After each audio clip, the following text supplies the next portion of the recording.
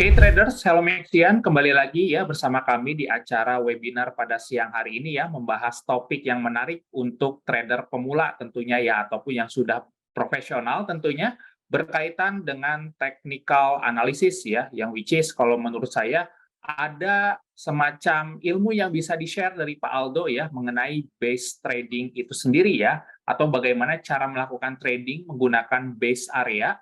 Apakah susah, apakah mudah? Nanti kita akan bahas secara mendalam ya tentunya. Tapi sebelum kita share terhadap materi utamanya, mungkin saya akan share terlebih dahulu ya terhadap kalender ekonomi yang perlu kita perhatikan di hari ini tentunya, dan juga menanggapi adanya rilis data penting di hari kemarin berkaitan dengan inflasi Amerika ya, yang which is membuat dolar kembali mendapatkan demand akibat adanya aksi repricing in atau aksi pembelian kembali menjelang tanggal 1 November FOMC minutes menjelang FOMC meeting ya tentunya di tanggal 1 November yang which is 19 hari lagi ya. Kalau misalkan kita lihat ya secara data ekonomi bahwa inflasi itu tetap ya atau steady di angka 3,7%, dan ini sebenarnya nilai yang masih di atas angka wajar dari Federal Reserve itu sendiri ya, yang mana mereka mentargetkan hanya 2-3% saja. Nah, ini kan lebih nih 0,7, which is mungkin akan ada potensi menaikkan sekali lagi untuk Federal Reserve ya di bulan November, dan itulah kenapa dolar menguat di hari kemarin walaupun inflasinya steady ya atau tetap. Dan yang perlu kita highlight adalah dari sisi core-nya di sini itu masih di angka 4% lebih ya, dan kalau misalkan kita mengacu terhadap target dari Federal Reserve untuk target core inflation year on year ataupun inflation year on year itu sama ya, di angka 2-3%. Dan inilah yang menyebabkan dolar masih tetap mendapatkan traksi penguatan, walaupun secara nilai aktual ini bergerak turun ya dari 4,3% rilis menjadi 4,1 ya, ini bergerak turun. Dari sisi bulanannya di sini tetap ya, artinya netral dari 0,3 ke 0,3%. Kemudian inflasi bulanannya ini turun,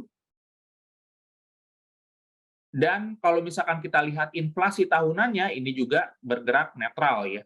Overall sebenarnya nilainya itu bad for dollar, tapi pasar itu masih mengekspektasikan terhadap kenaikan satu kali lagi 25 basis point. Itulah kenapa dolar di hari kemarin walaupun inflasinya steady atau tetap bergerak bullish karena adanya ekspektasi terhadap kenaikan seperti itu. Dan untuk fokus nanti malam kita akan bahas mengenai consumer expectation ya. Di sini Michigan Consumer Sentiment, ini akan diproyeksikan turun untuk dolar ya dari 68,1 nilai sebelumnya, diproyeksikan itu akan bergerak turun di 67,2 ya. Kalau misalkan datanya bergerak turun, mungkin dari sisi dolar indeks ini bisa menekan untuk ke arah bawah tentunya. Kenapa? Karena ketika consumer sentiment atau aktivitas konsumennya menurun, itu mengindikasikan adanya potensi untuk inflasi tidak bisa bergerak kembali naik.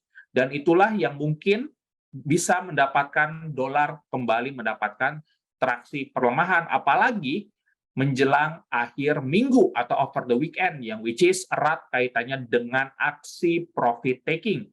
Bukan saya katakan setiap minggu atau setiap akhir minggu itu akan ada pasti profit taking, tidak seperti itu, tapi potensinya ada ya untuk terdapat aksi profit taking.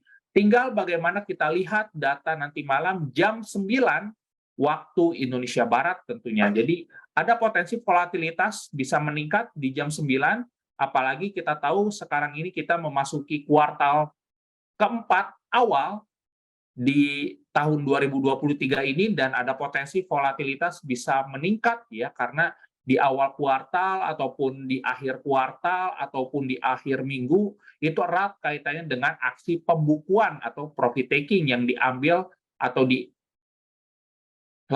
oleh para institusi tentunya. Oke, itu saja mungkin untuk nanti malam. Waspadai ya, volatilitas akan meningkat di jam 8. Dan untuk headline ya, kita akan bahas mengenai headline tentunya. Di sini report dari sisi inflasi masih nilainya tetap ya steady di angka 3,7% yang membuat dampak terhadap equity market, khususnya indeks Dow Jones di sini, turun kurang lebih 170 poin ya akibat adanya sell off terhadap bond market yang membuat US Treasury yield itu kembali merangkak naik ya. Kalau misalkan kita lihat di sini yield dari sisi Treasury itu kembali menguat ke 4,6% ya, which is ini merupakan nilai yang kalau menurut saya ada kemungkinan ekspektasi terhadap kenaikan suku bunga Fed itu kembali menguat ya, apalagi kalau misalkan bisa kembali naik ke 4,8%, ini bisa membuat dolar indeks naik kembali ke atas 107, yang mana bisa menekan gold untuk bisa turun ke arah bearish movement ya.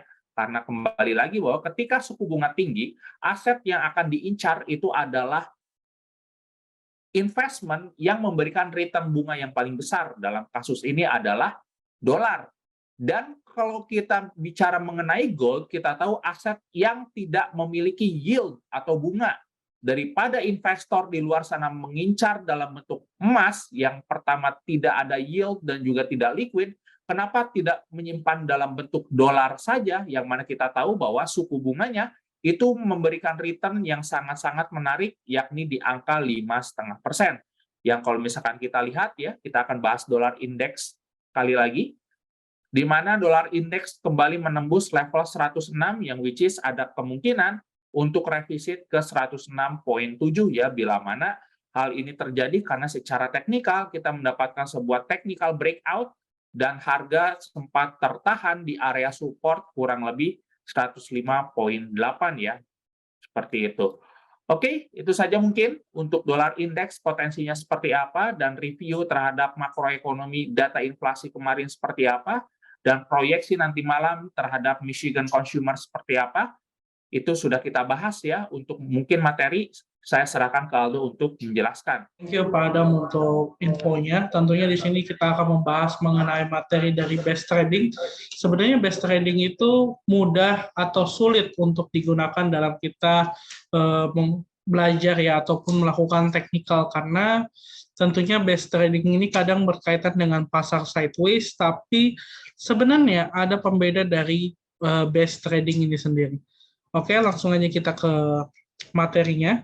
Saya siapkan terlebih dahulu ya, aman ya. Oke, kali ini kita akan membahas tentang trading with best area tentunya ya. Jadi kita akan membahas ini satu-satu dan bagaimana sih sebenarnya dan apa saja yang harus kita pahami.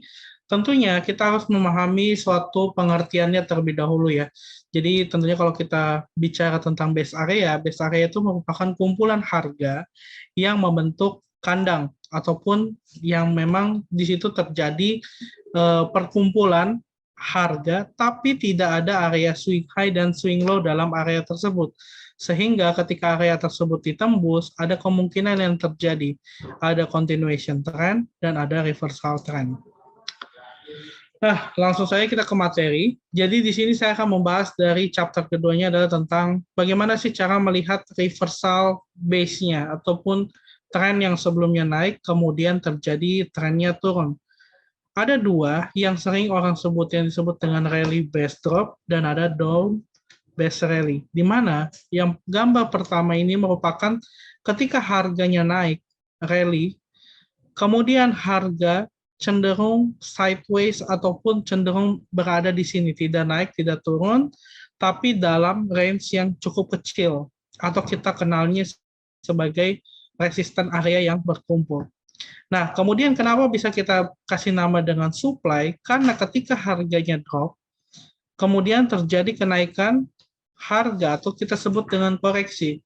Alhasil, ketika harga ini merespek level tersebut, maka resisten tersebut menjadi suatu supply baru untuk terjadinya penurunan harga itu kembali. Makanya, di sini ketika harganya sudah merespon, dan tidak bisa melebihi dari supply, yang terjadi adalah harga turun dengan signifikan. Nah, kemudian yang kedua itu ada down base rally.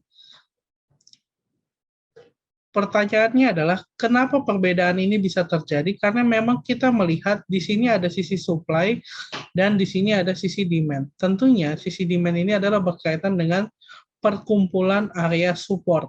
Nah, Di sini kan ada 1, 2, 3, 4.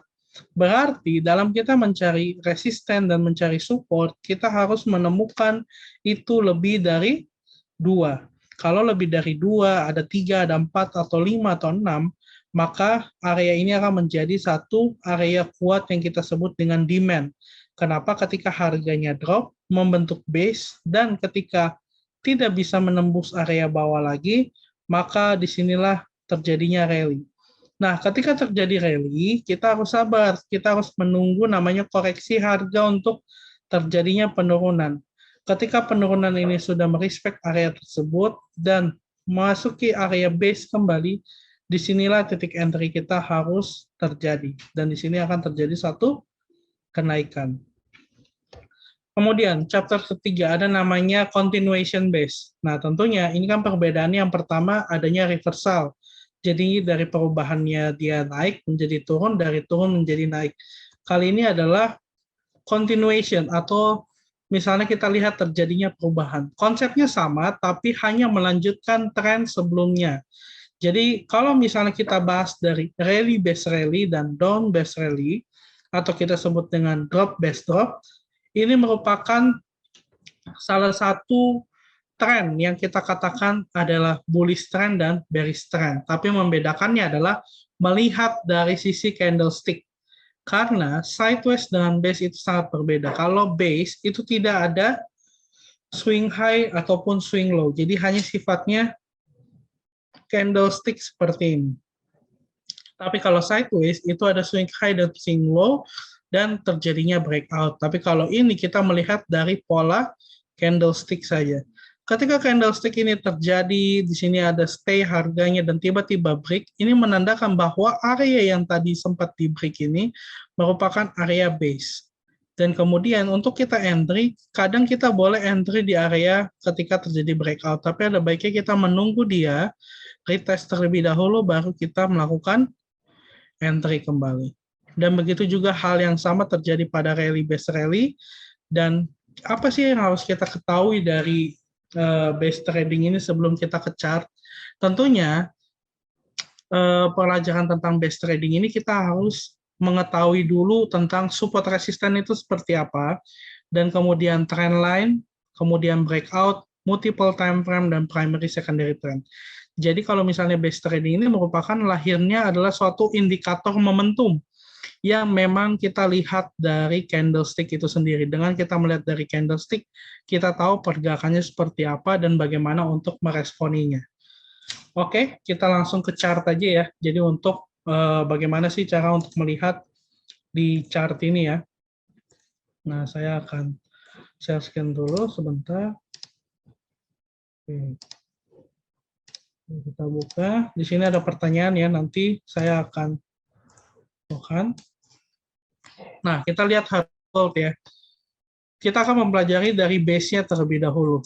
Di sini, kalau misalnya kita lihat, tergantung kita mau menggunakan dari mana trennya terlebih dahulu. Apakah kita mau melihat secara jangka besar atau jangka pendek. Nah, kalau misalnya kita lihat dalam jangka panjang nih ya, kita melihat bahwa harga ini masih sangat-sangat kuat untuk terjadinya bullish trend. Karena apa? Ketika harga turun, kemudian terjadi kenaikan kembali. Nah, kemudian di H1 apakah ada hal yang membuat terjadinya base? Nah, di sini ada ya. Di sini merupakan titik base di H1. Nah, area ini sebentar. Saya akan ini dulu. Oke. Nah, ini merupakan base. Jadi dia sangat kecil, tapi kalau ketika dia sudah break area ini, impact yang dihasilkan adalah cukup besar ya. Kenapa? Ketika harga itu break, harga itu sempat turun untuk retest dan kemudian lanjut naik kembali. Nah, kita akan buka dari yang time frame paling kecil ya. Kalau tadi di H1 kita udah dapat, kita akan melihat menggunakan time frame M30 ataupun M15. Nah, tadi trennya yang mana? Yang ini ya. Jadi di sini kita lihat harga cenderung stay. Tapi apa yang membuat dia harga itu naik? Karena sebelumnya harga dari titik di sini hingga titik di atas ini sudah menunjukkan bahwa ini pergerakannya rally. Oke. Ketika dia menunjukkan pergerakan rally dan membuat harga stay di sini, berarti ini membuat base. Ketika harga base itu tembus, yang terjadi adalah apa? Harga melakukan volume yang cukup kencang dan akhirnya terjadi kenaikan kembali. Nah, tapi yang kita lihat kalau misalnya kita mau menggunakan base ini, idealnya kita pakai di time frame berapa, Pak? Semua time frame itu bisa digunakan. Bahkan M5 pun bisa digunakan. Tapi kalau kita ingin mendapatkan range yang cukup besar ataupun valuasi poin yang cukup banyak, kita bisa menggunakan itu adalah di time frame yang cukup besar, yaitu di H4 dan kemudian di daily juga. Tapi tentunya H4 dan daily ini sangat lama untuk kita tunggu. Nah, contoh kalau di daily apakah ini termasuk base? Ini termasuk base sebenarnya. Kenapa? Harga sudah melakukan breakout pada area resisten sementara. Kita tinggal menunggu, walaupun kita telat, kita akan menunggu harganya retest dulu ke bawah, kemudian kita akan ambil lagi untuk mendapatkan momentum dari buy ini sendiri. Karena memang kalau kita ketinggalan seperti ini, lebih baik jangan dikejar. Lebih baik kita menunggu sinyal baru untuk bisa mengetahui bagaimana respon selanjutnya terhadap harga itu sendiri. Nah, itu dia ya untuk base area. Kemudian kita akan cek dari sisi forex sendiri. Misalnya kita lihat di USD Jepang Yen apakah ada. Nah, kita lihat. Nah, ini juga base ya. Ini nih area yang saya kotakin. Ini juga base. Kenapa? Karena harganya ngumpul jadi satu.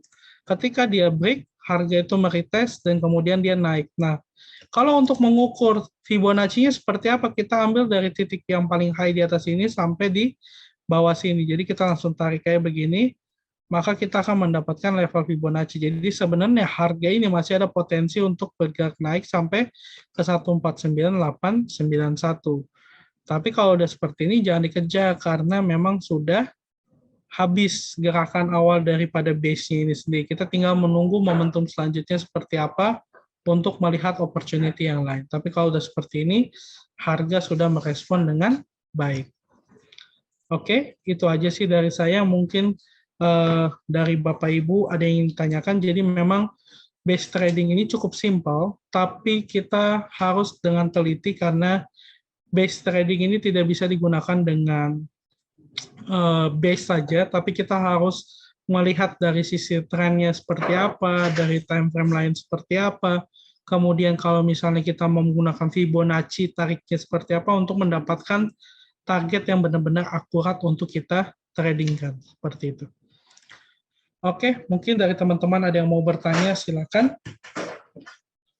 Saya kembalikan ke hari ini, ke Pak Adam terlebih dahulu. Mungkin rekan-rekan ada yang mau bertanya di sini, karena sebenarnya dari sisi ilmu base trading ini sebenarnya lumrah ya untuk kita dapatkan, karena di dalam fase pasar itu sendiri sebenarnya ada dua fase ya, di mana yang pertama adalah fase distribusi dan juga fase akumulasi. Nah, tentunya base trading ini ketika pasar sedang dalam fase akumulasi, sebelum nantinya akan membentuk pasar trending, entah tren naik atau trending turun ya. Dan area base itu sebenarnya bisa kita manfaatkan untuk catch a big trend ya, atau menangkap tren yang besar. Jadi kita bisa hold kurang lebih jangka waktunya kurang lebih beberapa hari atau sampai beberapa minggu untuk mendapatkan pips yang jauh lebih banyak tentunya. Nah, bagaimana cara kita memaksimalkannya? Ya dengan identifikasi base terlebih dahulu ya. Tanpa kita mengidentifikasi area base, kita tidak bisa mendapatkan sebuah momentum trending jangka menengah sampai jangka panjang. Karena ketika dalam fase akumulasi, order itu akan dikumpulkan, baik mereka yang melakukan sell ataupun buy. Nanti kalau misalkan ada sebuah katalis fundamental tertentu, ataupun event makroekonomi tertentu, itu bisa menciptakan yang namanya tren tentunya. Nah, kalau misalkan kita lihat kembali ya, mungkin saya akan coba share screen. Sebentar, oke. Nah, kalau misalkan saya coba share screen di sini, di time frame M15, saya pakai coba H1 deh. Di H1 untuk mata uang Swiss franc di sini ya, Euro CHF itu sedang membentuk area base tentunya ya di area ini. Ini sangat menarik sekali, tinggal kita lihat ya, break-nya ke arah atas atau ke arah bawah. Karena dalam fase pasar seperti ini, kalau misalkan kita lihat ya, ini kan sudah bergerak turun tentunya ya, dalam jangka waktu yang relatif lama ya, kurang lebih 1 minggu ya, ini bergerak turun. Katakanlah terdapat sebuah area base di sini untuk menahan harga untuk tidak turun jauh lebih dalam, kemudian ketika harga break dari atas ini bisa terjadi yang namanya reversal, bahkan bisa berjangka waktu cukup lama ya, bahkan bisa menutup area gap yang terbentuk ketika hari Senin yang lalu ya, ketika opening saat Hamas menyerang Israel tentunya. Kalau misalkan kita ukur jaraknya, itu kurang lebih bisa mendapatkan pips yang lumayan ya, kurang lebih 50 pips gitu ya. Atau bahkan kalau misalkan kita lihat ke time frame yang jauh lebih besar, kita bisa mendapatkan pips yang jauh lebih banyak ya, bahkan bisa ke 100 pips ya. Karena secara teknikal, kalau misalkan kita lihat secara Fibonacci retracement di sini, harga tertahan di level 78,6 ya, yang which is ini bukan golden ratio, tapi ada indikasi kalau misalkan menyentuh area ini untuk berbalik kembali itu cukup besar, seperti itu. Kemudian ada di pair apa lagi ya, saya lupa tadi. Euro yen kalau saya tidak salah ya, sebentar.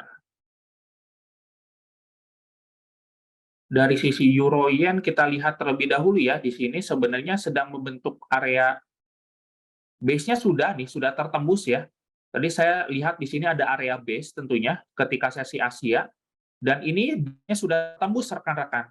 Jadi ini ada potensi untuk continue turun ya, kalau misalkan kita ukur dari Fibonacci, low ke high di sini, katakanlah ekstensi itu bisa turun ke 157,040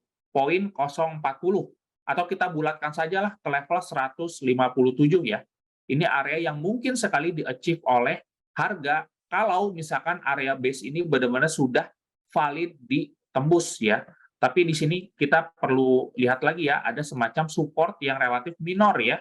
Kalau misalkan katakanlah support di sini ditembus, kemudian retest mungkin akan menguji support selanjutnya di level 157. Jadi ini pun bisa kita jadikan asumsi untuk break dari sisi base area itu sendiri ya. Apalagi kalau misalkan kita lihat ya, di dalam candle ini, mungkin saya akan coba hapus kotak di sini, dan juga kotak di sini. Kalau misalkan rekan-rekan mempelajari breakout, ini merupakan sebuah area breakout ya, di mana ada candle mother yang cukup besar, kemudian diikuti oleh candle anaknya di sini atau inside bar ya, dan harga ditutup di bawah dari candle mother bar di sini, dan ketika retest ke area ini merupakan sebuah area sell di mana bisa untuk kita ambil ekstensinya turun ke arah bawah ya. Apalagi kita tahu di menjelang event ekstrim yang ada pada saat ini, aset yang akan jauh lebih diincar oleh pasar adalah safe haven ya, seperti dolar, Swiss franc, dan juga Japanese yen mungkin. Dan itulah mungkin bisa kita memanfaatkan opportunity untuk melakukan short, tapi dengan catatan dalam jangka waktu short hingga medium term saja. Kita tidak bisa hold dalam jangka panjang. Kenapa?